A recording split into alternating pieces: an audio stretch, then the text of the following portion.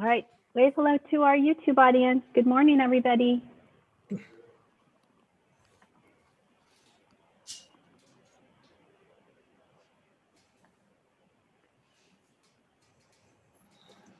What is 9 a.m., Paul? All right, let's kick us off. It is.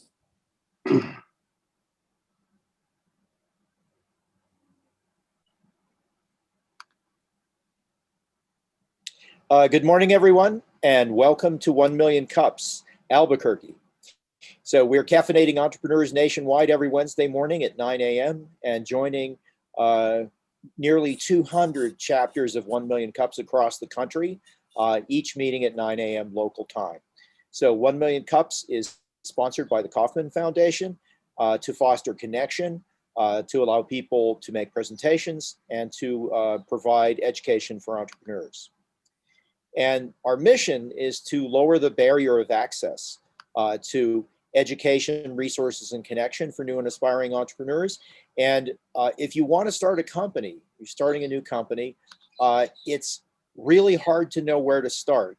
And you need connection. You need to connect to people because everybody is connected to other people that can help you fulfill your needs. And our mission is to provide education and to lower the barrier for entry for entrepreneurs. And how do we do that? We work toward that by having a consistent program for every presenter nationwide. So anywhere you go, you can walk into a room full of strangers that's 1 Million Cups. It's the same format. People have been through the same training, and they coach their presenters in the same way. That's not to say it's the same from one place to another, because every community is different and has different strengths and weaknesses. But I've been to 6 different Million Cups presenting, and I've found something valuable every time that I've traveled, either physically or virtually.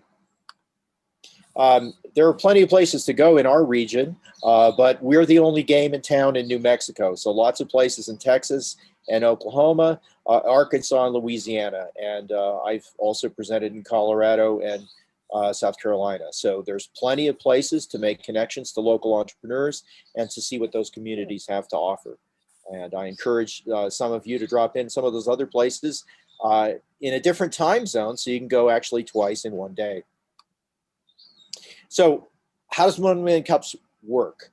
We have certain key pillars. We feature presentations, not pitches. In a pitch, your company is invulnerable. Everything's perfect. It's going to be a $1 billion company, and you don't have any problems. Million Cups turns that around kind of inside out. You're here to present your challenges, your vulnerabilities, and ask for help for the community. We're interested in authentic connections, not networking. And personally, we've hired people that we've met at Million Cups. We've started companies from people that we've met at Million Cups, and we've taken people to startup weekends in teams that we met at 1 Million Cups. So those are authentic connections, not just trading business cards or people seeking your business for some kind of business facilitation service. So we're run for the community, by the community. We're an entirely volunteer organization, and we hope to benefit entrepreneurship in this community. And we're radically and intentionally inclusive. So we foster diversity actively, and we also seek out businesses that are not typically found in entrepreneurship forums. So small businesses, mom and pop businesses are also welcome, and we've had a very wide range of presenters. So there's a place for everyone at 1 Million Cups. So having said that, we encourage you, if you've not presented at 1 Million Cups before, to apply to present. And the criteria are simple. If your business has been in business for 5 years or less, and you have sold something to somebody who isn't your mom for profit, you are an entrepreneur and you're a for-profit business and you're eligible for Million Cups. You know, we talk to a lot of people to encourage them to present at Million Cups, and a common thing is they're waiting to meet some milestone. And after they meet their milestone, they'll be eager to present. And occasionally I've been forced into presenting when we hadn't met such a milestone. And I have to say, every time I've done that, we've gained something. So please don't wait for some big success for being ready to present. You're always ready to present, and you'll always gain something from presenting at Million Cups. It's easy to apply, and we'll assign you a coach and assist you in your journey. It's a great time to thank our organizers. I'm Paul Sauter, Chief Scientific Officer of EquiSeek. We have Lisa Atkins at Fat Pipe, Eric Renz Whitmore, Bob C. Sanandale, Adam Sparks Brechtal, who is going to be leaving us as an organizer after today, but we thank him for a great run. Sonia Dewing, our co-chief organizer, and Charles Garrison as well. So those are all the wonderful folks that organize Million Cups. And if you find one or another of us unapproachable, find someone who is, and they'll help you get started. We'd like to also thank our sponsors. This was a lot more fun when we're meeting in person, but we'd still like to thank them. Fat Pipe, which is a great co-working space to work in. Talk to Lisa Atkins if you're interested in finding a place to run into people while you're grinding away at your business. Loza and Loza Intellectual Property offers, the lawyers, trademarks, copyrights, patents, and suppliers of coffee when we're meeting in person. More Than Organized to help you get your stuff and your mind straight to do better. That's Miriam Ortiz-Pino. Jason Collins Photography, always making us look good. And Noventum Custom Software, formerly provider of donuts, but currently provider of great custom software. And with that, I'll hand it over to Adam.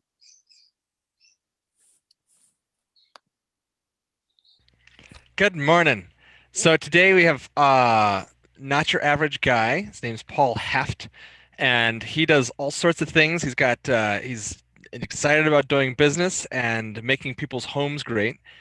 And so I'm going to be running your slides, Mr. Paul. And so let me pull that up real quick. For those that are seeing this, any glitchiness you see in that's the wrong one actually. The Microsoft Office is giving us a hard time this morning. So I'm going to switch my share here. And I actually want to share this one. Okay. Like hidden it. Okay. So it's got this funny thing where I notice on the transitions, it'll give this like glitch, glitch, glitch. That's not because of Paul's like lack of technical knowledge. That's because Microsoft Office ditched this today. So I'm using LibreOffice this morning.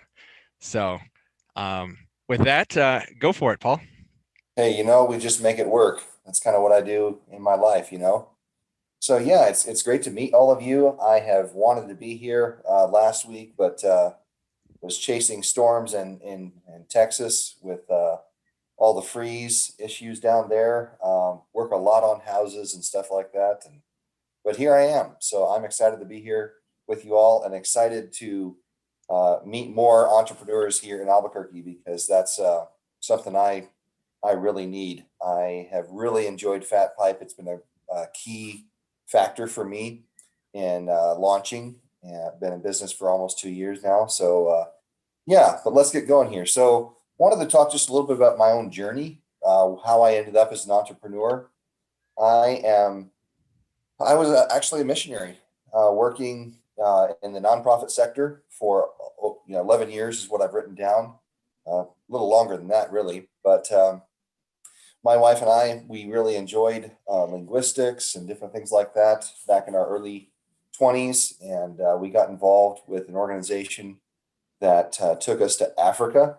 And I was involved in linguistics and Bible translation and different things like that. Had a great time doing that. However, after 11 years of that and not making any money, but instead begging churches and individuals to donate, my wife said, it's time to be done with this. And so we moved on to a new chapter. So a lot of cross-cultural background for me. I grew up in Latin America myself, so yo hablo español muy bien. Yeah.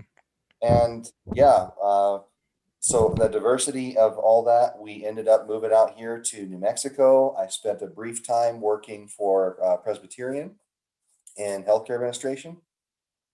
Hated it. And that's what launched me into owning my own business, is because with the 11 years of working in the nonprofit background, I was self-managed, self-contained, all that sort of thing.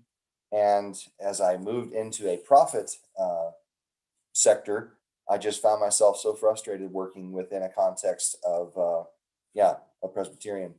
So I started my LLC in July of 2019. Fat Pipe, got to give a shout out to them. They were so helpful to me with so many questions. Lisa, thank you. And then launched Full Scale in October. I quit waiting tables like I was doing at El Pinto Restaurant in October, and yeah, we went for it, and it's been a fun journey. What do we specialize in? What do we do?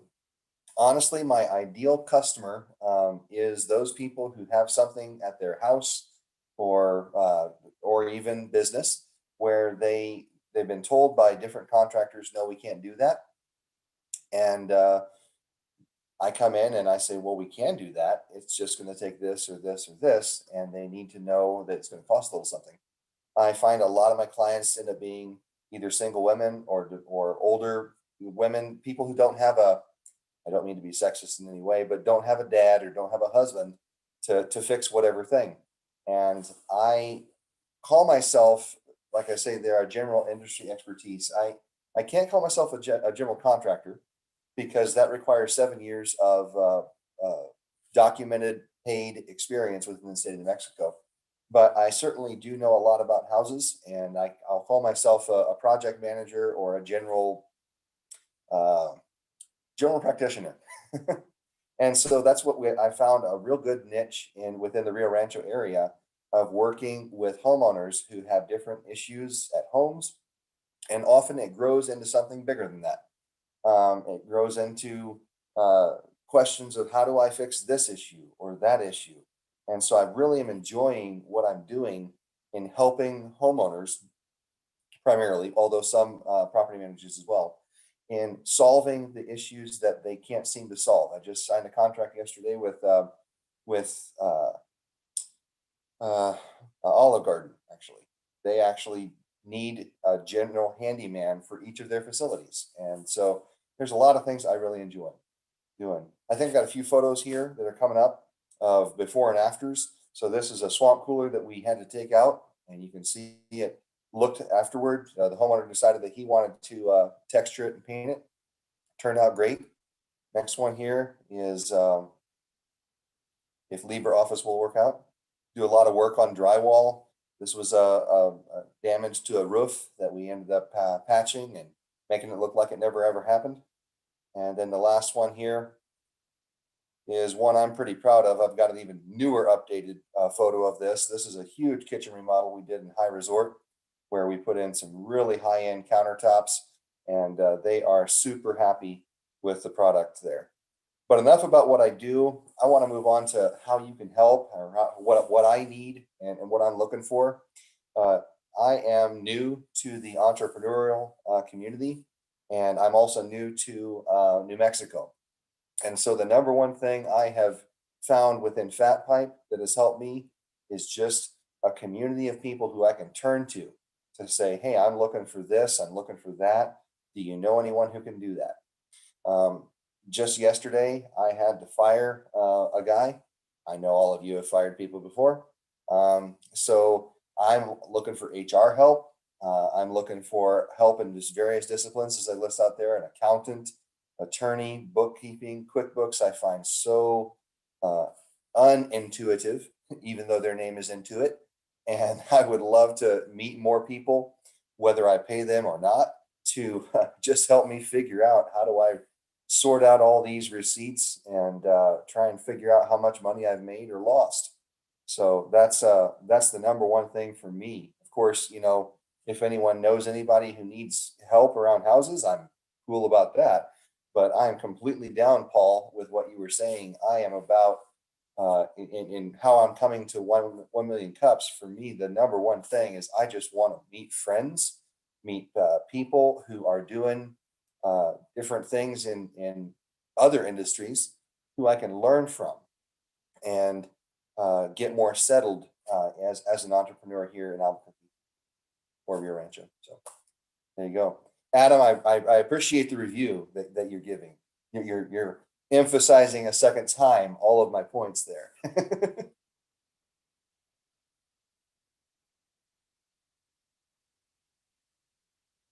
You're still muted, Adam, if you're trying to. I'm not sure if someone muted me for me, but anyway, yeah, there's just little recap. So thank you for that. We're open for questions now. Go ahead and post them in the side chat here. And I will kind of field them for you for like what's going on. And I'm opening my chat now. And I'm gonna leave up the PowerPoint for a minute. Miriam, you made a comment.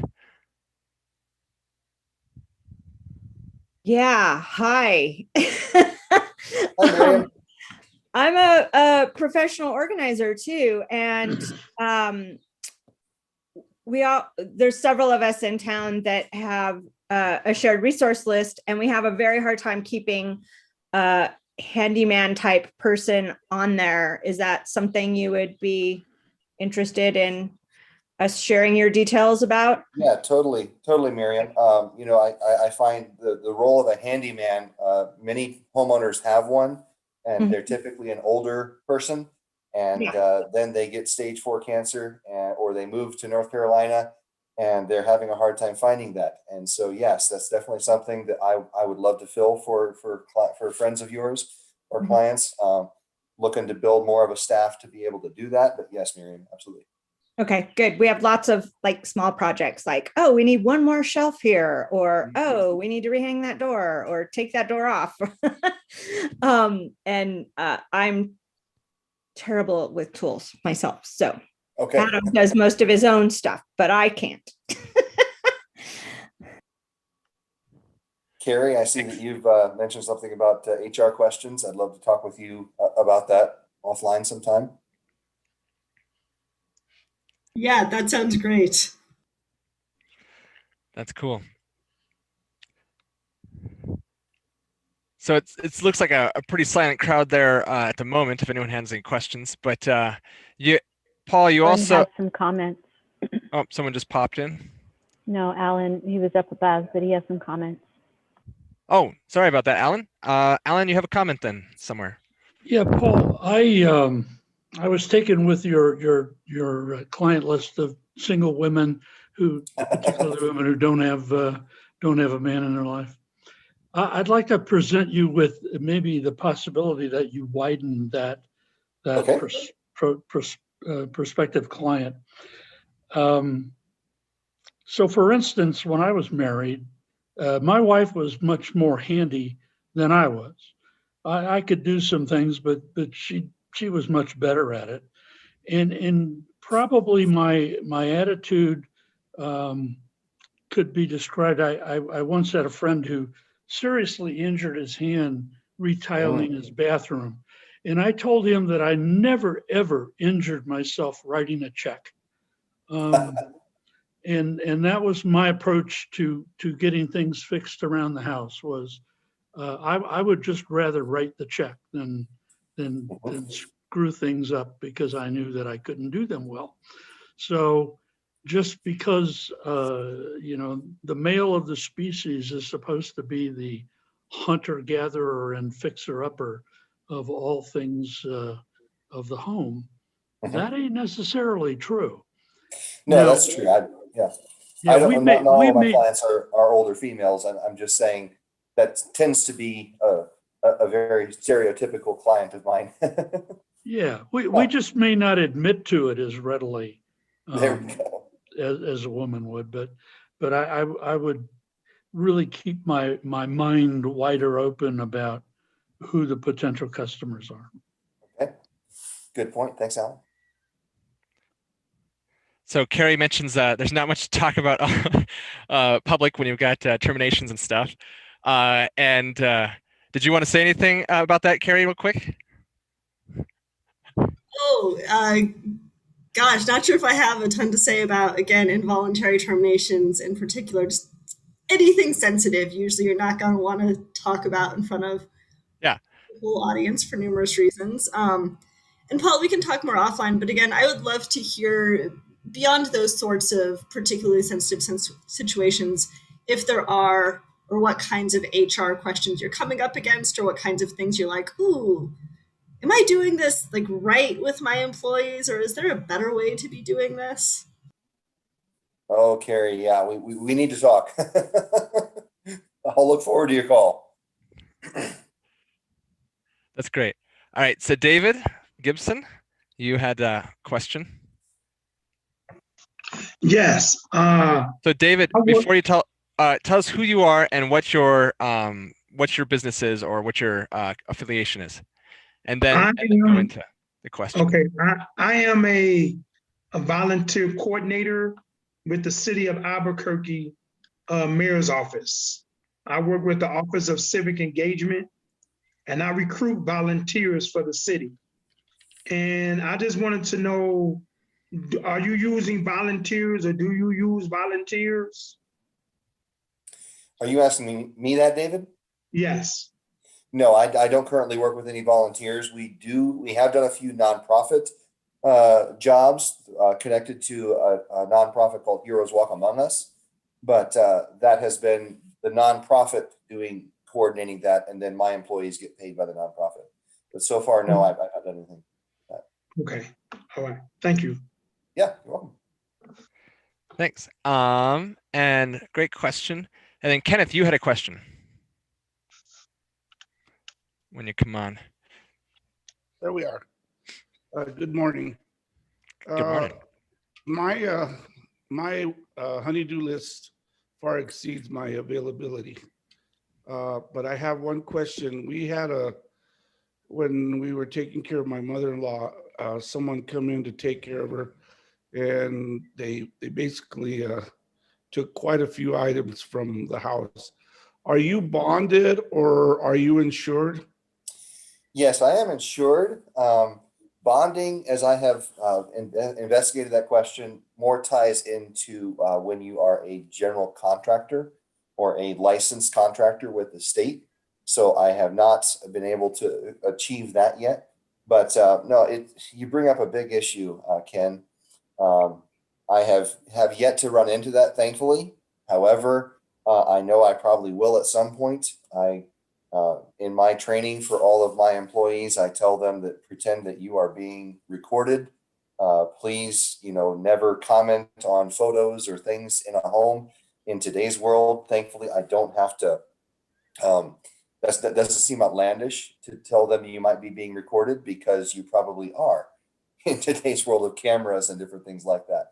But still, yes, the ethics of being in someone's home. My funny saying is that no one cleans up for the handyman.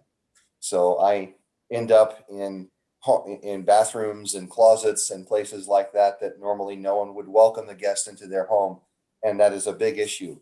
I would be interested if anyone has any more information to help me understand bonding. I understand it in principle. I am insured with a $1 million general aggregate. And that is, that gives me peace of mind. But I do want to make sure that I'm checking every box that is appropriate. So thank you, Ken. Yeah, thanks. And I saw Carrie also nodding her head when you're talking about always being recorded. So. Yeah, well, certainly the nanny cam phenomenon is real, right? So there's that. And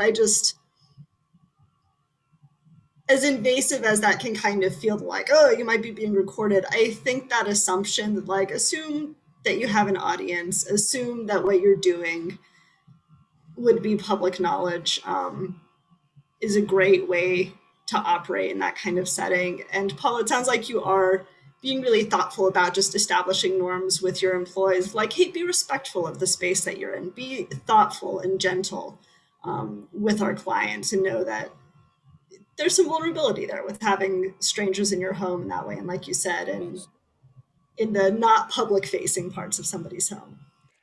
And Carrie, you said another comment since you're on right now that you want to restate this so that you wrote.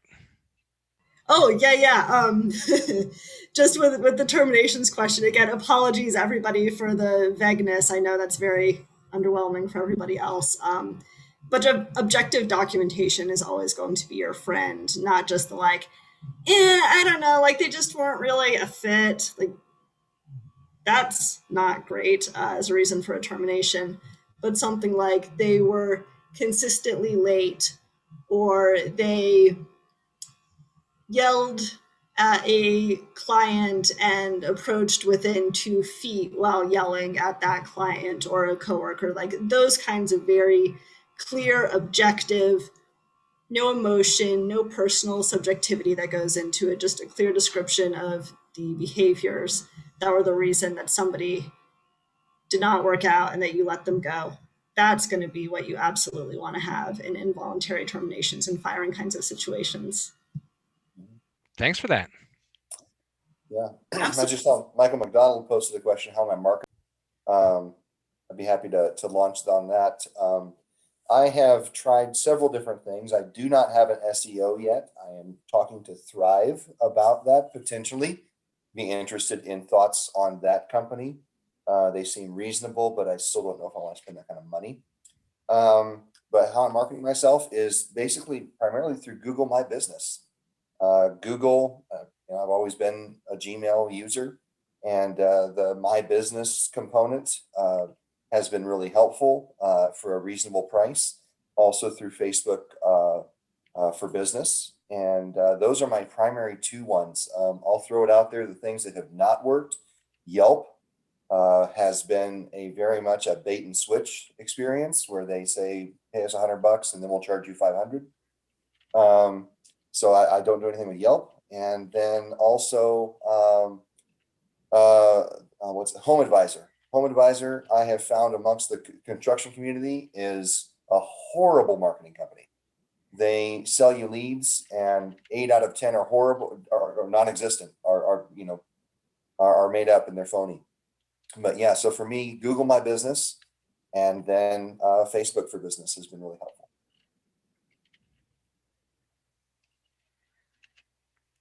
All right. Those are good ones. So Hanix, if you'd introduce yourself and your company real quick, and then ask your question. Hello, everybody. Good morning. My name is Hanix Barbosa. My company name is Hanix Assurance LLC.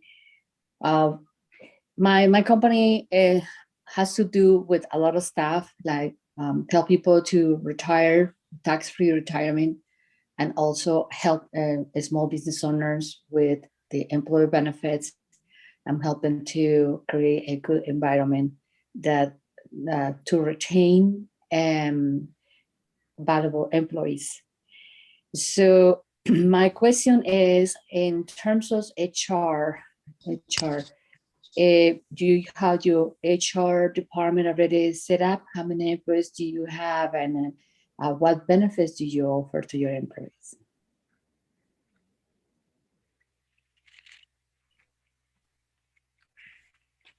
Do you hear me? I did hear you. Yes, you're asking me that. Benefits at this point, I'm still looking into that. I do have several quotes. I would like to eventually provide health insurance benefits and other things like that to my employees. At this point, I only started hiring in January, so that's still on my to-do list. Thanks, Hanix. So how many employees do you have? I have 2 right now. I had 3 yesterday. Oh, congratulations. Thank you. Mm-hmm. So in the term of the HR, do you need help with the HR advice? Because I can refer you a very good lady that can help you with the HR. She's an expert. I would be very, very interested in that. Please do, email me or text me some information on that. Thank you, Hanix. Okay, I will. Excellent. Sonia. Okay, so I loved David's question, and it left me wondering, because David was asking, does Paul use volunteers? Well, and my question would be, can he use volunteers for something like this? And I'm not sure if Paul knows the answer to that. Yeah, I would love to actually explore that more because, if there are ways that I can lower, because I come from a nonprofit background. I come from a background where I'm not really in this to make $1 million. Of course, I'd love to retire someday and have enough money in the bank. But if there are ways that I could work with volunteer people within Albuquerque or Rio Rancho and still make a profit off of it and yet contribute to the community, that's an interesting little venue I could look into. So Okay. David, we should connect more on that. Yeah. Perfect. I'll jump in on that a bit.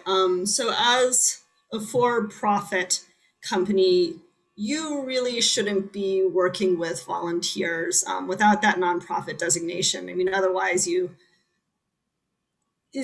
got employees then that you're not paying, or people that are doing the work of employees that you're not paying, and that's not great. What you could do is, if you are doing jobs for nonprofits and they have a team of volunteers, if there's any work that you could put them on, and then you're running the volunteers through that nonprofit, I think you'd have some options there. Or again, if there's any third parties, I know that there are some organizations that help wrangle like corporate volunteers or for big corporate volunteer days, and then pair them up with nonprofits.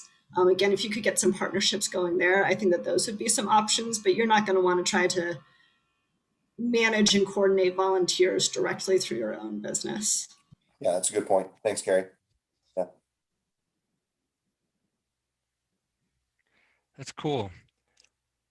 There was another company that I know that was between volunteer and Paul always talks about this company. Teenagers, Teen Yours, that's what it is.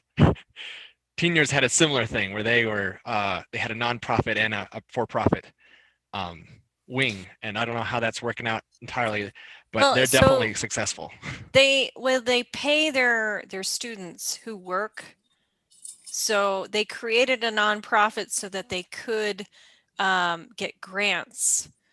So that's why they have a nonprofit, but they are paying their students. They're not just volunteers. So, Lisa, you had something? Yeah, I was just going to help with the teen years. I mean, the only one probably volunteering is the owner. Yeah. She definitely pays her team.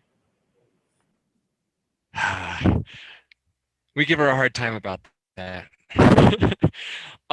So speaking of actually bringing up Lisa and Fat Pipe, Paul, how has Fat Pipe really leveraged your business? Like, how does that fit into the big picture of making things work? Yeah, for me, Fat Pipe was the first networking opportunity for me, where I don't even know how I learned about them, but I just found them. They're on 528 Northern, and they told me about the Small Business Association. They've been helpful.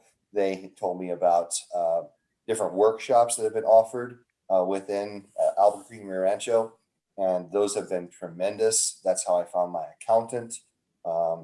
Every new little venture, when I have needed advice, my number one go-to has been Lisa. Sorry, Lisa, but thank you. Where I just make a phone call. Happy to help. And say, hey, what should I do about this or that? And it's been tremendously helpful. Cool. That's great to hear. I just saw, Hanix, you just asked about how to get access to the group contacts, and it was actually a direct message to me, but I'm going to answer that out loud. I don't think we have group contacts. One of the differences we have here is that we're not really pressured on the networking level of stuff, and it's more like an organic communication. So if you want to contact somebody, just ask them. And there is in the chat here, a lot of people gave some contact information or their website, and you can save the chat and get that information that way. And Paul, if you haven't done that, you could do that too. Yeah, I'll do that right now. I think I have it set up so my Zoom automatically saves the chat on here. Let's see here. What else? Okay, so I have two questions in for you. What can we do to help you? I would say number one, just like we're saying, since we don't have the group contacts and all that, I'm going to say to everything I can. But if there are things, some of you mentioned that you have potential client or people who need help in these areas, of course, I'll reach out to you as best I can. But the number one thing is just as I'm looking for community, which is exactly what this is supposed to be. So in an offline format, I've got my phone number in there. Text me.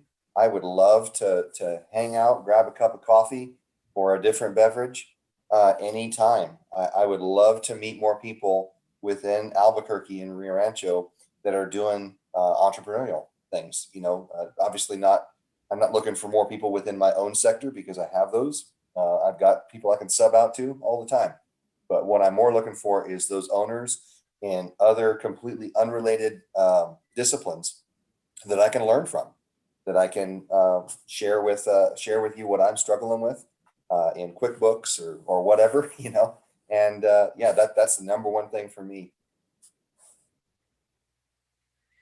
Cool. Thank you. And red or green? Christmas. Thank you. I think I'm passing it over to Sonia now.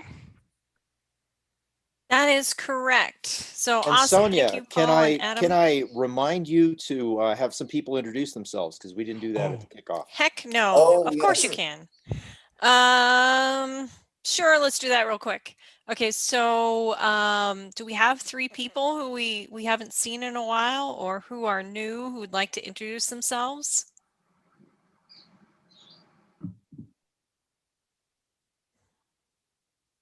Paul, if you'd Carrie's like new to and she stop hasn't quite sharing introduced your herself yet. stop sharing your screen so we can see more faces. Thank you. That would be Adam that's sharing. So Adam. Oh, can do yeah. something. There you go. Yeah, I saw. I just got that call out in Lo the siento. chat. Olvido. Hi, everyone. I'm Carrie. This is actually my first time at a Million Cups of Coffee, and so excited to have found this group and really see. Yeah, I appreciate all of the tone setting around, like, we're here to meet each other and hear what we're doing, and this isn't a like network swap the business cards, that kind of environment. So yeah, really excited to be here. I work in HR, currently spinning up a consulting business. But yeah, really excited to continue learning about what other folks are doing and what they're up to. Awesome. Thank you. Thank you for introducing yourself. Who would like to go next? Yeah, then I will do it. My name is Rolf, and I'm just starting to look at starting my own business. I'm a program manager and lean manager, so I have manufacturing experience, and it's very helpful to learn what topics you are addressing here and what challenges you have when starting a business. Thank you. Awesome. Well, welcome. All right, Andrea, have we had you introduce yourself before? Not yet. Not yet? All right. So I'm Andrea Amistoy. I work at the Bioscience Center.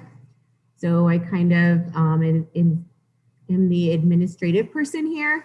Awesome. Yeah, so it's nice to meet everybody. I've tried to be on every Wednesday. I get a lot out of your talks in the group. So I'm excited. Cool. Well, welcome. Thanks. All righty. Well, okay, so those were our intros, and I am going to, normally Eric does this, but I am going to tell you guys about some events that you might be interested in that are coming up. So first of all, we have Taza, which comes up on Thursday. Now that is, and I'm putting the links in the chat, and that is really the 1 Million Cups cousin. It's basically an entrepreneur sharing their journey, but it's also done in Spanish. So if you want to check out another version of 1 Million Cups, check that out. Okay, I will ask for wins, Adam, I promise. All right, next up, starting this Thursday is a creative retreat from the Harwood Arts Center. If you want to check that out, the pricing is, there's a lot of different options for purchasing a ticket. That starts Thursday, I think in the morning. Yes, starts Thursday morning and runs through Sunday. So if you're interested in connecting with creatives, I would check that out. I just put that link in the chat. The next thing is coming up on Friday is Adam's Friday Flow. And Adam, can you tell us a little bit about Friday Flow, what that is? Are you on mute? Yeah, thanks. Okay. Friday Flow is it off? Yeah, Am I no, good? you're on, you're on. Okay, so Friday Flow is a really informal experience where it was started a year ago when all the events shut down. And since a lot of our businesses just work on actually connecting with people and having time to sort of just chat, that's what I created that space for. And so I try to pick a topic, and we do a little bit of back and forth talking about business, and loosely based around a topic. Awesome. And what time is that? That is on Fridays at 9 o'clock. 9 And a.m.? I've forgotten what this coming. Yes, 9 a.m. I forgot what time. Okay, What awesome. it was. Okay, and the Oh, link is in the chat. and as opposed. Okay. Okay. As opposed to the usual like I'm sorry, the networking talks. I try to make it more critical of like, how can we improve this thing, than just like, what's your favorite animal on Wednesdays. Gotcha. Okay, cool. All right, next item, next event is the Craft Box from Arrowhead Center. Just put the link in the chat. At that event, I don't know how to say her name. It's Viridiana Via, I think. She's a designer, photographer, multimedia artist, instructor, and she's going to be presenting Friday at 2 p.m. And so that link is in the chat. The next, I have a few more to go here. So Activate New Mexico has their startup office hours. So if you have a startup company in mind and you'd like to talk to someone about it, get ideas,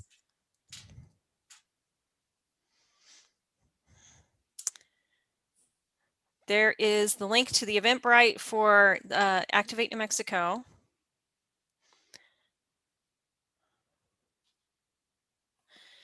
And let's see, next event is New Mexico. Oh, UNM has a second Believe in New Mexico Symposium, Social Entrepreneurship and Impact Investing. And that's coming up March 26th. So I'm putting that in the chat. I'll just mark it UNM. All right, a few more to go here. Fat Pipe, the awesome co-working space that Lisa's sitting in right now, they are having an event called Cybersecurity. How was I hacked and what should I do now? And hopefully you attend that before you get hacked. So just gonna label this Fat Pipe.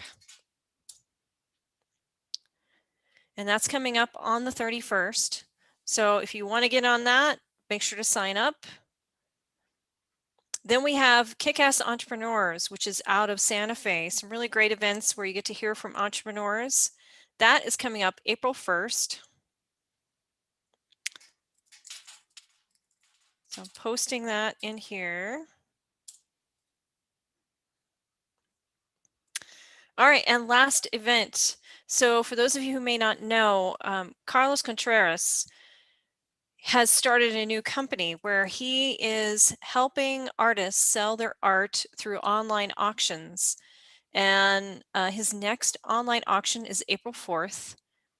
And so I'm posting that in the chat. If you're interested, sign up on Facebook, check it out. He's doing a really great job selling art to the world now. So it's pretty impressive. And that's all I have. Although we're going to talk about wins now, right? Okay. So next up, we'd love to hear. Sonia, I hear you have a big win. I did have a win. My short story, The Glass Mountain, was a finalist in the New Mexico Press Women contest, and it made second place.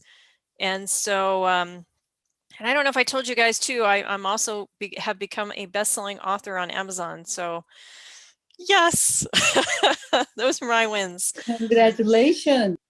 Thank you. Thank you very much. It's been very exciting. All right, and Jim Mortensen has a win. Go for it, Jim. Thanks, Sonia. As some of you may recall, when I presented in January on my work as a fractional CTO, I received some recommendations that I should start posting some articles on LinkedIn. And I did post my first article just over a week ago. It was in the CTO Academy weekly newsletter. I'm associated, I have a partnership with CTO Academy as a coach here in the United States. And beyond just that first article, which is a tough one, and Sonia, thanks for your tips and getting me started. I've also committed to write 6 more articles, 1 each month. And we have determined the title and the basic content of each of those 6 articles over the next 6 months. So I'm off and committed. Congratulations. I'm glad to see you on that road because I am sure that's going to get you more eyeballs and more work. So awesome. All right. Who else has a win that they would love to share? Oh, I see Kenneth. Go for it, Kenneth. Yes, I had written a country song called "Fill Up My Tip Jar," and it finished in the top 15 in the Nashville Songwriters Association. Nice. And Wow.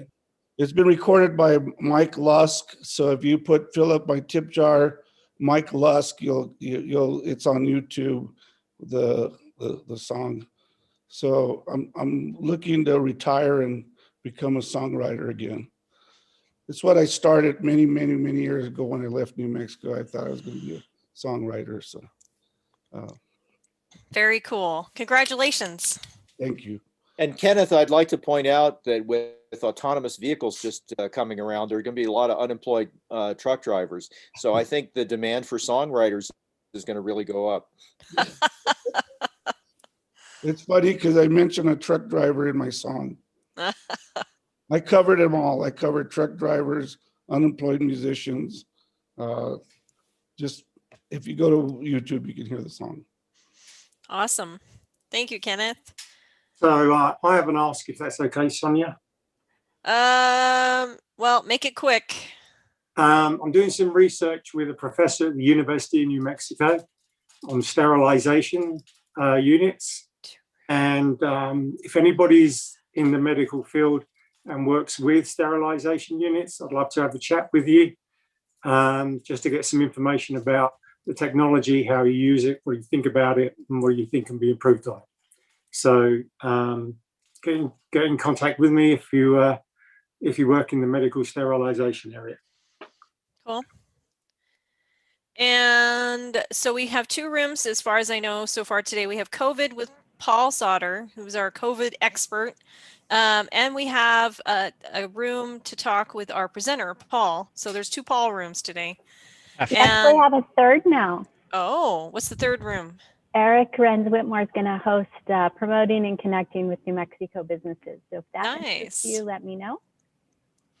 Okay, so 3 rooms: COVID, Paul, or meet with Eric to talk about, what was it again? Promoting and connecting with New Mexico businesses. Okay. And a couple of you are direct messaging me. I don't have control over that. You'll have to message Lisa, who's or just send it out to everybody. I'm your board controller. I can either pre-assign you to a room and you'll go in there as soon as we open them. If you have the right version of Zoom, you should also be able to move around freely. So if let's